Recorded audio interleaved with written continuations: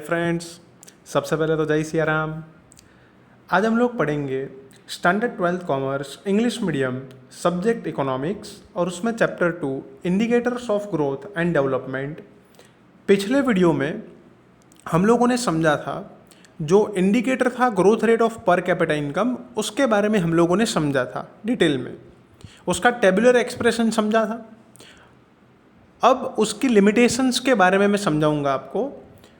तो growth rate of national income और growth rate of per capita income के बारे में मैंने आपको समझाया, और दोनों के हिसाब से हम कब ऐसा बोल सकते हैं कि हमारा देश विकास की प्रक्रिया में आगे बढ़ रहा है।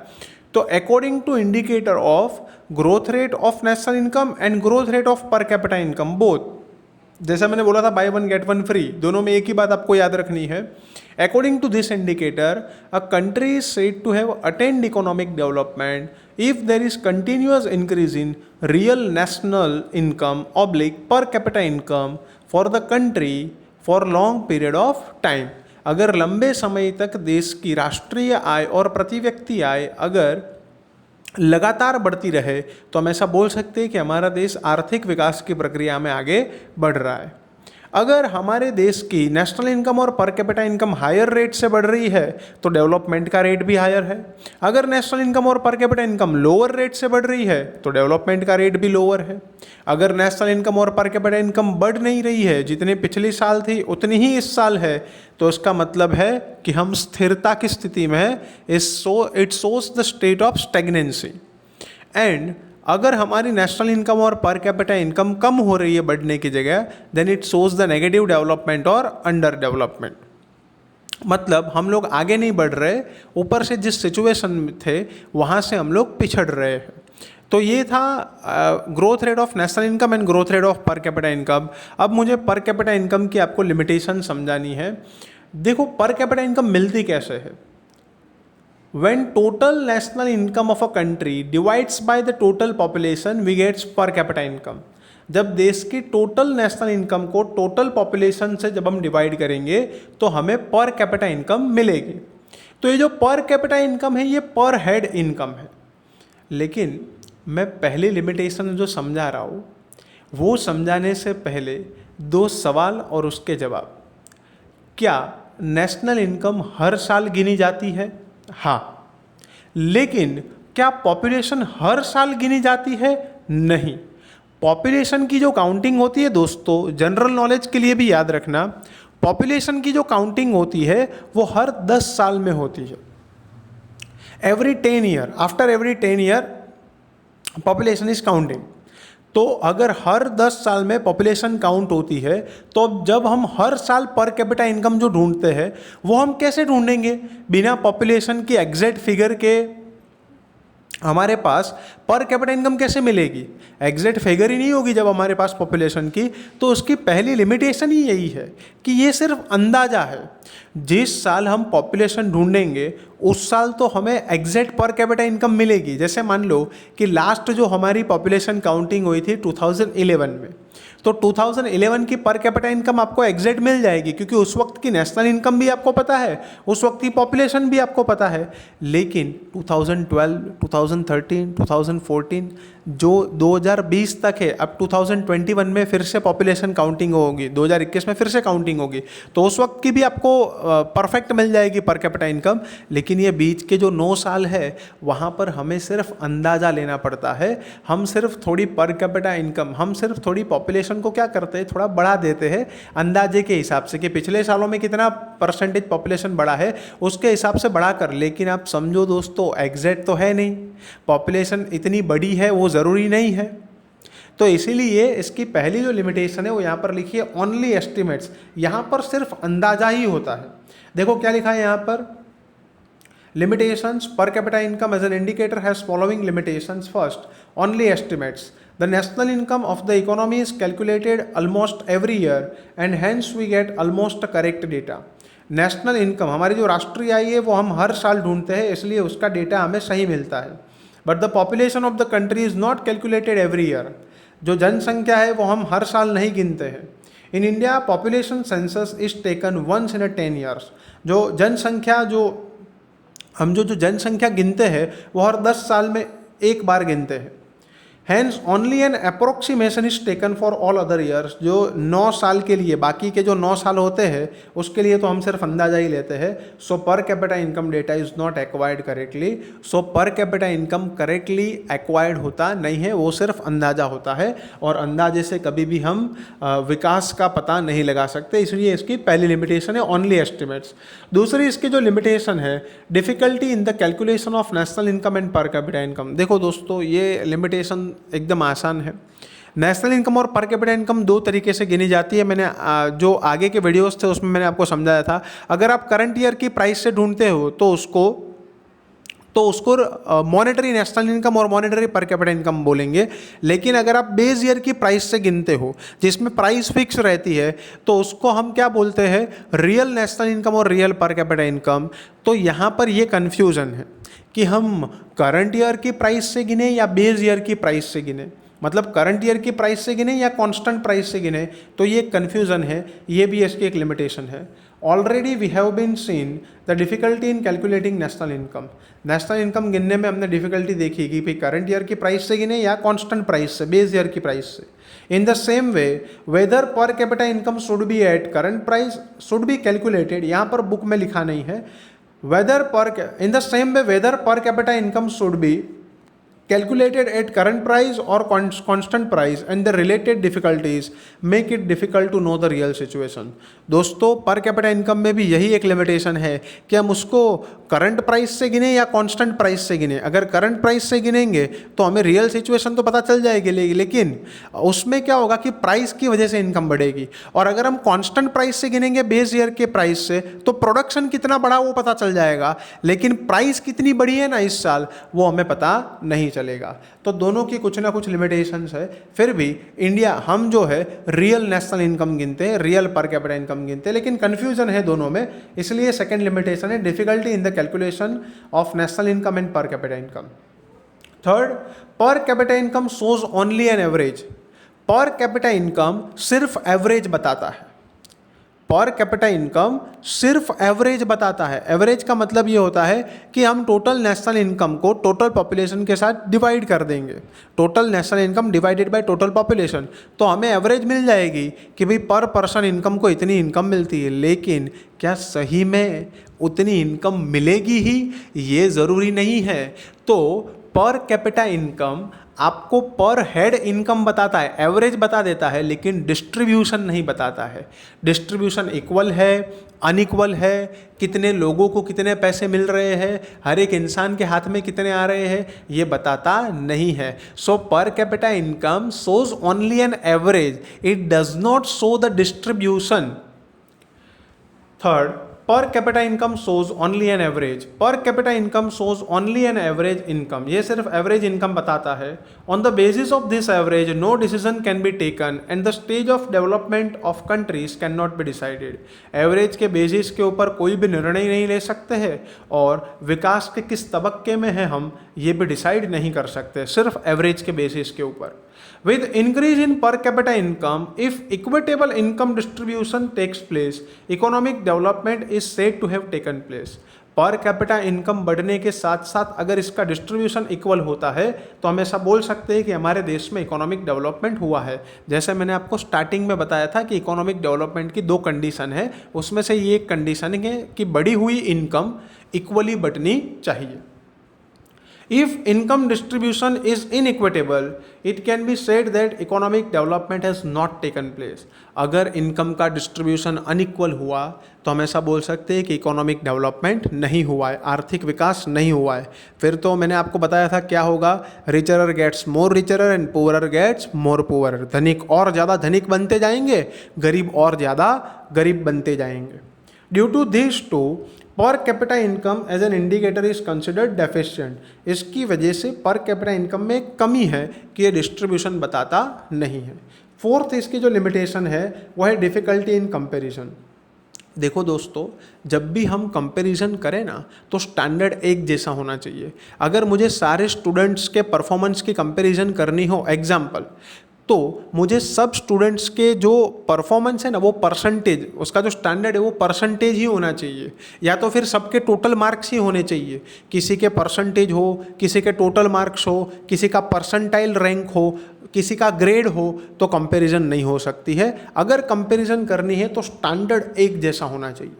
तो यहाँ पर भी अलग अलग देशों की अगर कंपैरिजन करनी है, अगर अलग अलग देशों की पर कैपिटा इनकम की कंपैरिजन करनी है, तो अलग अलग देशों की जो करेंसी है पहले तो उसको एक ही स्टैंडर्ड में कन्वर्ट करना पड़ेगा, जैसे कि यूएस डॉलर में, जिसको बोलते हैं परचेजिंग पावर पैरिटी, जो मैंने पिछले वीडियो में आपको समझाया था। तो कंपैरिजन करने के लिए स्टैंडर्ड एक जैसा होना चाहिए, इक्वल होना चाहिए, तो ही कंपैरिजन हो पाएगी, नहीं तो कंपैरिजन नहीं हो पाएगी। अगर हम इंडिया की पर कैपिटा इनकम रुपीज़ में गिनेंगे और अमेरिका की डॉलर में गिनेंगे, तो आपको ऐसा लगेगा कि इंडिया अमेरिका से भी बहुत आगे है इकोनॉमिक पॉइंट ऑफ व्यू से। पर ये जो पिक्चर बताता है वो ट्रू पिक्चर नहीं है, वो ट्रू सिनारियो नहीं है। इसीलिए हर एक देश की पर कैपिटा इनकम को पहले एक स्टैंडर्ड में, एक कंट्री की, जैसे कि अमेरिकन डॉलर में कन्वर्ट करना पड़ेगा। और अमेरिकन डॉलर में ही क्यों? क्योंकि वो इंटरनेशनल करेंसी है, इसलिए। अब इसमें क्या है दोस्तों कि दुनिया के अलग अलग देशों में अलग अलग गवर्नमेंट ने करेंसी के ऊपर अपने रेगुलेशंस, जो नियंत्रण है, वो रखे हैं। दुनिया के हर एक देश में ऐसा नहीं है कि फ्री एक्सचेंज रेट है। अब दोस्तों यहाँ पर आपको ऐसा होगा कि फ्री एक्सचेंज रेट क्या है सर? फ्री एक्सचेंज रेट का मतलब होता है when exchange rate is decided on the basis of market forces, then it is known as free exchange rate. Market forces are demand and supply.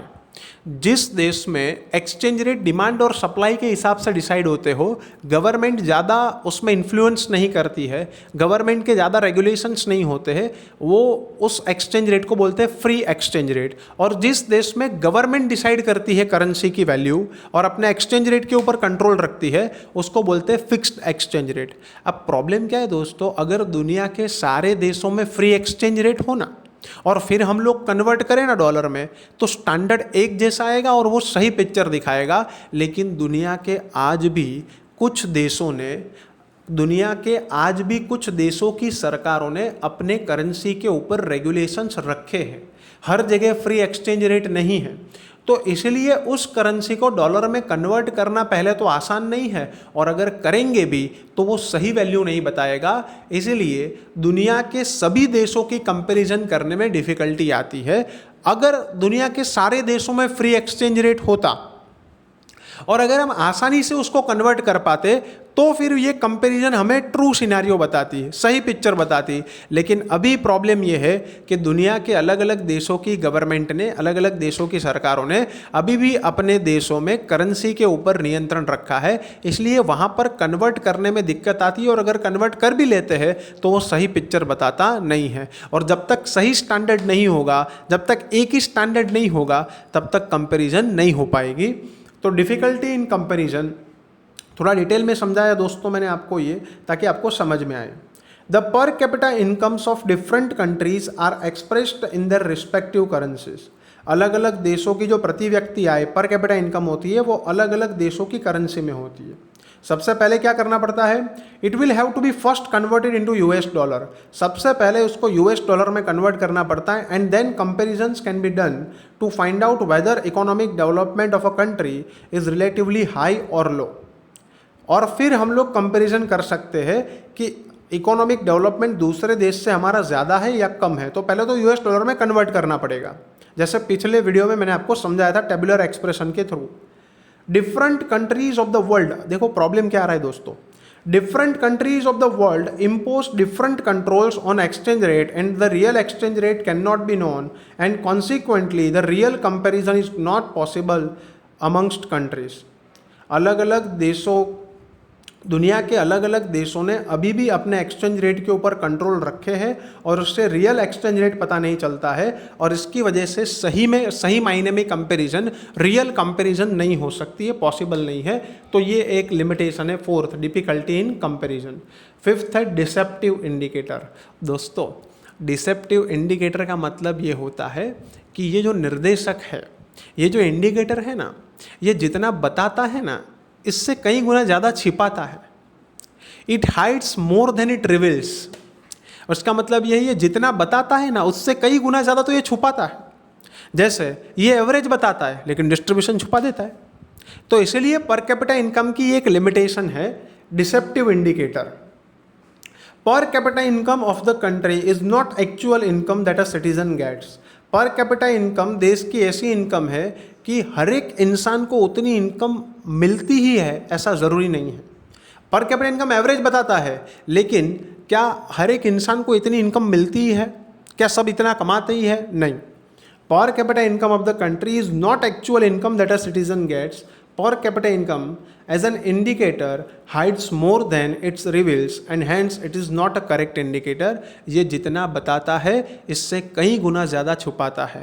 Average बताता है लेकिन distribution छुपाता है, that's why it is a deceptive indicator. लेकिन दोस्तों फिर से यहाँ पर क्या पर कैपिटा इनकम इंडिकेटर की लिमिटेशंस है, तो क्या ये जो इंडिकेटर है क्या इसको हम कंसिडर करेंगे कि नहीं करेंगे? नहीं, इसको हम कंसिडर करेंगे और दुनिया के ज़्यादातर देश इसको कंसिडर करते हैं। और जैसे मैंने आपको बोला, यूनाइटेड नेशंस ऑर्गेनाइजेशन तो रिकमेंड करती है कि इसी के इंडिकेटर से आप अपने देश का डेवलपमेंट नापें। तो दोस्तों लिमिटेशंस होती है क्योंकि ये सब कॉन्सेप्ट इंसान ने बनाए हुए हैं। जैसे कि पहले मैंने बताया, नेचर जो भी बनाती है वो परफेक्ट होती है क्योंकि नेचर परफेक्ट है, गॉड परफेक्ट है। और इंसान जितने भी कॉन्सेप्ट बनाता है वो इम्परफेक्ट होता है, उसमें कुछ ना कुछ खामियां रह जाती है क्योंकि इंसान ही खुद गलतियों का पुतला है, हम इम्परफेक्ट हैं। तो इसलिए दोस्तों लिमिटेशंस तो है लेकिन हमें इसके पॉजिटिव एस्पेक्ट्स को ध्यान में रखना है। मैंने दो इंडिकेटर्स आपको समझा दिए दोस्तों, growth rate of national income and growth rate of per capita income, by one get one free. अब मैं आपको कुछ समझाना चाहता हूँ PQLI, physical quality of life index. ये तीसरा इंडिकेटर है, लेकिन तीसरा इंडिकेटर तो मैं आपको नेक्स्ट वीडियो में समझाने वाला हूँ। आज मैं आपको समझाने वाला हूँ PQLI का जन्म कैसे हुआ। PQLI के पापा कौन हैं? हाँ दोस्तों, सही सुना आपने। मैं एक एग्जाम्पल के थ्रू ये समझा रहा हूँ आपको। PQLI जो है ना वो बेटा है, उसका जन्म जहाँ से हुआ है वो मेन कॉन्सेप्ट जो है वो PQL है। और ये एग्जाम्पल मैं इसलिए देता हूँ दोस्तों क्योंकि बहुत सारे लोग कंफ्यूज हो जाते हैं PQL और PQLI के बीच में। फिजिकल क्वालिटी ऑफ लाइफ और physical quality of life index ये दोनों अलग अलग चीज़ें हैं दोस्तों। ये जो PQL है ना वो बाप है, वो पापा है, और PQLI जो है ना वो बेटा है, क्योंकि PQL में से ही PQLI बना है। तो इसीलिए PQLI बेटा है और PQL पापा है। तो ऑब्वियसली पहले पापा आए होंगे, तो हम लोग पहले पापा के बारे में समझ लेते हैं, बेटे के बारे में नेक्स्ट लेक्चर में समझेंगे। लेकिन ये पापा और बेटे वाला मुझे क्यों नाम देना पड़ा, क्यों आपको एग्जाम्पल देना पड़ा, ताकि आप समझो कि बोर्ड की एग्ज़ाम में अगर आपको पूछे कोई भी क्वेश्चन तो उसमें से आप ये सोच सकते हो कि ये क्वेश्चन कौन सा है, PQL है या PQLI है। ठीक है, दोनों अलग अलग है और दोनों अलग अलग क्वेश्चन पूछते भी है। PQLI PQL में से ही बना है। अब ये PQL है क्या? Physical quality of life. अब जो फिजिकल क्वालिटी ऑफ लाइफ है ना, इसको हम ऐसा भी बोल सकते हैं improvement in quality of life, और इसको सिर्फ क्वालिटी ऑफ लाइफ भी बोल सकते हैं। अब एक सवाल से स्टार्ट करता हूँ मैं। आपकी, मेरी और दुनिया में जितने भी इंसान रह रहे हैं, इन सब की जीवन की गुणवत्ता किसके ऊपर निर्भर है, सबकी क्वालिटी ऑफ लाइफ किसके ऊपर डिपेंड है? तो दोस्तों आपकी, मेरी और जितने भी लोग इस दुनिया में रह रहे हैं, सबकी क्वालिटी ऑफ लाइफ डिपेंड है कि हम कितने गुड्स एंड सर्विसेज कंज्यूम करते हैं। जो जितने गुड्स एंड सर्विसेज कंज्यूम कर पाते हैं, जो जितने ज़्यादा गुड्स एंड सर्विसेज कंज्यूम कर पाते हैं, normally economic point of view से हम ऐसा बोलते हैं कि उनकी क्वालिटी ऑफ लाइफ ज़्यादा अच्छी है। और क्योंकि गुड्स एंड सर्विसेज लेने के लिए पैसे चाहिए, तो इसलिए हम इकोनॉमिक पॉइंट ऑफ व्यू से यहाँ पर ये समझ रहे हैं कि क्वालिटी ऑफ लाइफ हम कब ऐसा बोल सकते हैं कि इम्प्रूव हो रही है। तो ध्यान से समझना, quality of life depends the consumption of goods and services that a person consumes. कोई भी इंसान कितने गुड्स एंड सर्विसेज कंज्यूम कर पा रहा है उसके ऊपर डिपेंड है। जितने ज़्यादा गुड्स एंड सर्विसेज हम कंज्यूम कर पाते हैं उतना हमारा स्टैंडर्ड ऑफ लिविंग, उतना हमारा क्वालिटी ऑफ लाइफ अच्छी होगी, जीवन की गुणवत्ता अच्छी होगी। दोस्तों सिंपल है, यहाँ पर अगर मैं सिंपल वर्ड इस्तेमाल करूँ तो आपके पास अगर ज़्यादा पैसे होंगे, मेरे पास अगर ज़्यादा पैसे होंगे तो हम लोग ज़्यादा गुड्स एंड सर्विसेज कंज्यूम कर पाएंगे। हम लोग एसी भी ला पाएंगे, हम लोग कार भी ला पाएंगे, हम लोग सोफ़ा सेट भी ला पाएंगे। कहने का मतलब ये है कि quality of life depends on consumption of goods and services that we consumes. हम जो गुड्स एंड सर्विसेज कंज्यूम कर पाते हैं उसके ऊपर हमारी क्वालिटी ऑफ लाइफ डिपेंड होती है। जितने गुड्स एंड सर्विसेज ज़्यादा कंज्यूम करेंगे उतनी हमारी क्वालिटी ऑफ लाइफ ज़्यादा इंप्रूव होगी। तो देखो दोस्तों, improvement in quality of life and PQLI, पहले पापा के बारे में लिखा है फिर बेटे के बारे में। तो आज हम लोग समझेंगे quality of life, physical quality of life. The objective of economic development is to improve the standard of living of the people. हाँ, इकोनॉमिक डेवलपमेंट का ऑब्जेक्टिव यही है कि लोगों के स्टैंडर्ड ऑफ लिविंग इम्प्रूव हो। For that, if economic development is taken place, and how much more or less is to be measured, and for this, physical quality of life index as an indicator is accepted. तो देश में कितना आर्थिक विकास हुआ है, कितना ज़्यादा हुआ है, कितना कम हुआ है, ये नापने के लिए हम physical quality of life index PQLI, जो नेक्स्ट लेक्चर में हम लोग पढ़ने वाले हैं, उस इंडिकेटर को एक्सेप्ट किया है। लेकिन वो इंडिकेटर जहाँ से बना है, जो उसके पापा है, पहले उसके बारे में समझ लेते हैं। What is quality of life? Quality of life क्या है? जीवन की गुणवत्ता। Quality of life in human beings depends on the different types of goods and services that a person consumes. Quality of life जो है हमारी, वो हम कितने गुड्स एंड सर्विसेज कंज्यूम कर पाते हैं उसके ऊपर डिपेंड होता है। The standards of consumption refers to the first, देखो हम क्या क्या कंज्यूम कर पाते हैं। First, consumption of food, fuel and other non durable goods. देखो ये प्राइमरी रिक्वायरमेंट है, रोटी, कपड़ा, मकान। फूड, फ्यूल मतलब जो LPG सिलेंडर हम घर पे इस्तेमाल करते हैं, जो इलेक्ट्रिसिटी इस्तेमाल करते हैं। नॉन ड्यूरेबल गुड्स मतलब FMCG गुड्स, हर रोज़ के जीवन में हमें जो भी चीज़ें चाहिए, साबुन, तेल, शैम्पू, ये सब नॉन ड्यूरेबल, जिसको FMCG गुड्स बोलते हैं। ये प्राइमरी रिक्वायरमेंट्स होती है। अगर प्राइमरी रिक्वायरमेंट्स को इंसान पूरी कर पाता है तो वो अच्छी बात है, और देश में सब लोग प्राइमरी रिक्वायरमेंट्स सबकी पूरी होनी ही चाहिए। इसके लिए तो हम लोग ये चैप्टर पढ़ रहे हैं। पर बहुत सारे लोग ऐसे हैं जो अपनी प्राइमरी रिक्वायरमेंट्स भी पूरी नहीं कर पा रहे हैं, और उनको आगे लाने के लिए ही हमें इकोनॉमिक डेवलपमेंट करना है। दूसरा, consumption of durable and semi durable goods. देखो दोस्तों, जब इंसान की प्राइमरी रिक्वायरमेंट पूरी होती है तब वो ड्यूरेबल और सेमी ड्यूरेबल गुड्स का कंजम्पशन करता है, जैसे कि AC है, फ्रिज है, वॉशिंग मशीन है, कार है। ये सब durable and semi durable goods है। तीसरा है consumption of services during a period of time by a person और अ ग्रुप ऑफ पीपल, जैसे रेस्टोरेंट है, जैसे मूवी थिएटर है, ये सारी सर्विसेज है, जैसे ट्यूशन है। ये सारी सर्विसेज हम कितनी कंज्यूम कर पाते हैं।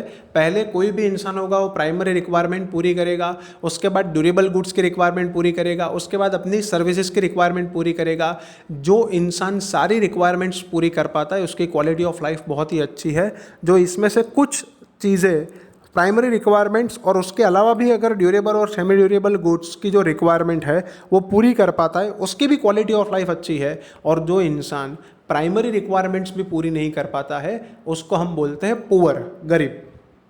तो दोस्तों, quality of life depends on consumption of goods and services that we consumes. This consumption standard और living standard determines the physical quality of life. ये जो कंजम्पशन स्टैंडर्ड है ये हमारी जो जीवन की गुणवत्ता है उसको निर्धारित करते हैं। हैंस कंजम्पशन और living standard is identified as physical quality of life. हम कितना कंजम्पशन करते हैं, हमारा लिविंग स्टैंडर्ड क्या है, ये डिसाइड करता है हमारी जीवन की गुणवत्ता।